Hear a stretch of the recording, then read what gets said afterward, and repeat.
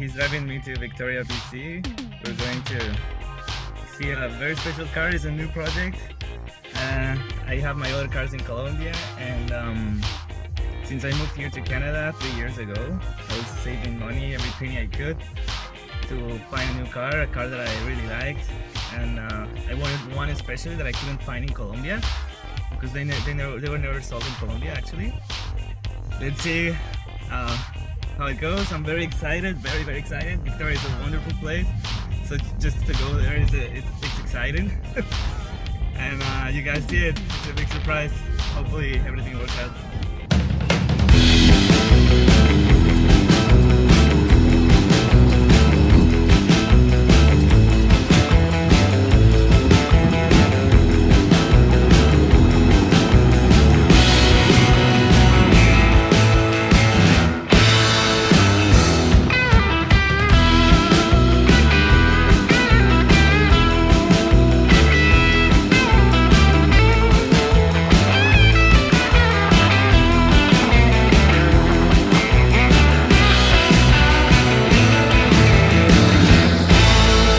Later.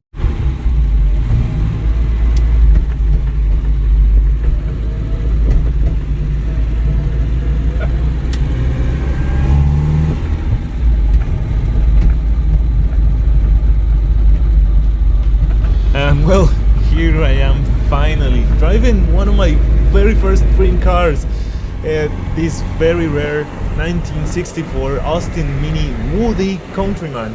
This car is a blast to drive. The steering feels like telepathic, it's so tight and precise. I have to admit that this car is more fun to drive than my Volkswagens.